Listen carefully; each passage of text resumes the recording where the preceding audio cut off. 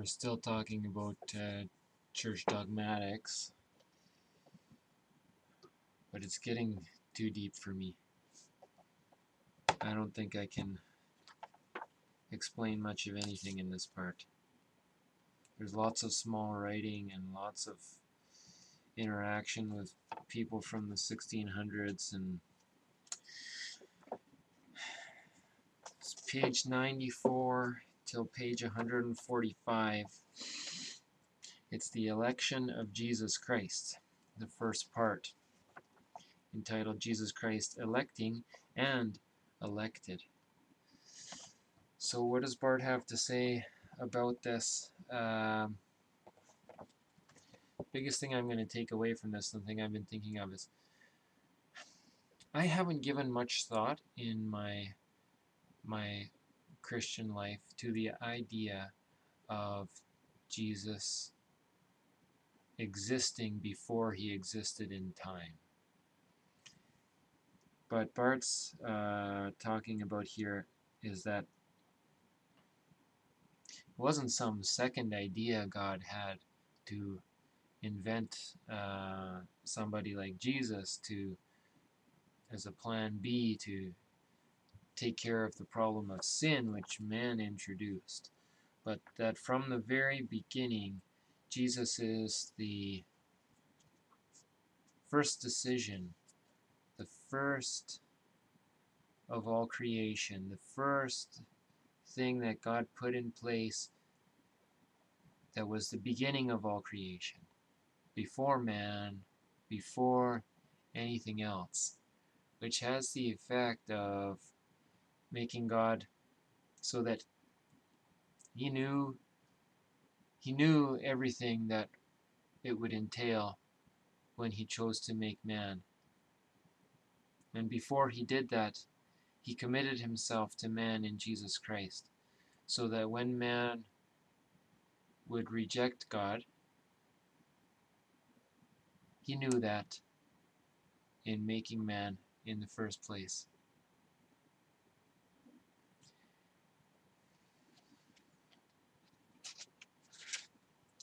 And that this is a... Oh, hi. What a wonderful wife I have. Look at this. What service. Good timing.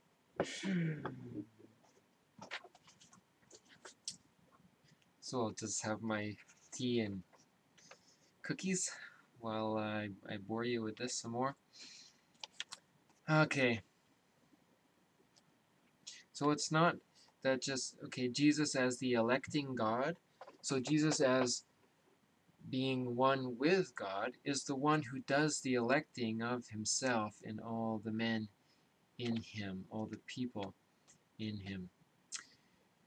He understands that this is a major kind of a departure from other doctrines of election.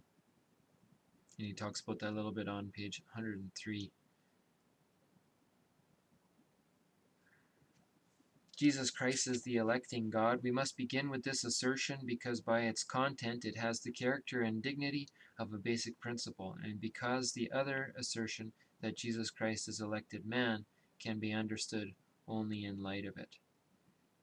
And so he's replacing the idea that it's always in Latin, decretum absolutum. I'm presuming that's the absolute decree. This kind of, and it comes good here. Yeah, this is good. This is kind of language I can understand. It's dumb enough for me to get.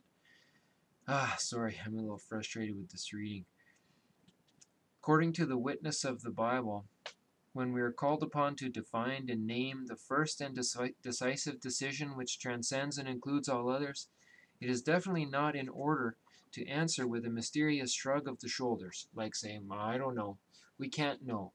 We can't know why God chooses some and doesn't choose others. We can't know. And it's no good to just say, well, God is great, and that's all we have to say about it, so who are we to say anything? He says, no, that the first, the root, highest order thing which we are to point to is to point directly to the particularity of Jesus Christ. And I always think, well, how can we do that when he came in the midpoint of human history? What about everyone else? I'm always asking myself, what about everyone else? I just want everyone, I don't want anyone to fall away. I don't want anyone to be forgotten by God. And it's weighing on me through this whole reading. And I think Barth is trying to tell me that no one has been. No one has been forgotten by God. And I want that to be the case, but I don't understand how. So, we don't just shrug the shoulders. He says, how can the doctrine of predestination be anything but dark and obscure if in its very first tenet, the tenet which determines all the rest, it can speak only of this absolute decree? In trying to understand Jesus Christ as the electing God, we abandon this tradition. So this is the point on 104 where he says, not following you guys down that road because it leads to, something that's not the gospel. He says we abandon this tradition, but we hold fast by John chapter 1, verses 1 and 2. And he goes into a long, small print of John and what it means for those first few verses of John, that in the beginning was the Word, and the Word was with God, and the Word was God. It was with God in the beginning.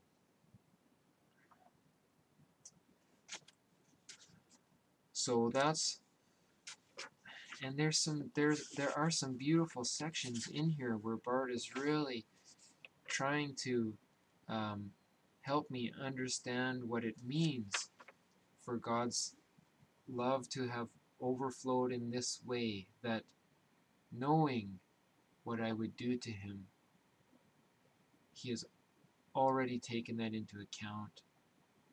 But that judgment came, that he was willing at the very beginning to say, even though this is what it's going to cost me to make man, even though I will have to assume that rejection and that punishment for his disobedience, I will do it anyways.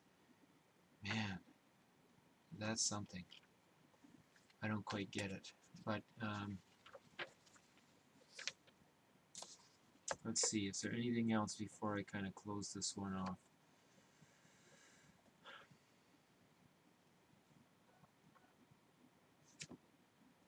I don't think so. Just a marker for myself. It goes into this huge, long supralapsarian, infralapsarian debate, which I tried. I really tried. But it was all I could manage to kind of get to the end and figure that he seems to rescue supralapsarianism. Can I tell you what that is even? Oh, barely. Barely, barely, barely. No. I can't even say barely. Not at all. I'm useless. I'm useless when it comes to some of this stuff. However, I'm on page 145 and I will press on. I am determined to continue because I really think there is something here. So I'm walking away from this section wondering why I don't give more thought to Jesus as the eternal Son of God and what it means for something to be done before time, that for us perceiving it, we have to experience it as something in time, but that it nonetheless is an act on behalf of all creation, for all time. And that people before Jesus experience the benefit of what he did, just as those after, just as those near to him who have heard it experience it in the same way as those who are far from it. That's what I really hope to get to some point in here. What is the role of the hearer? Don't I need to hear the proclamation for it to become effective in my life? We'll see.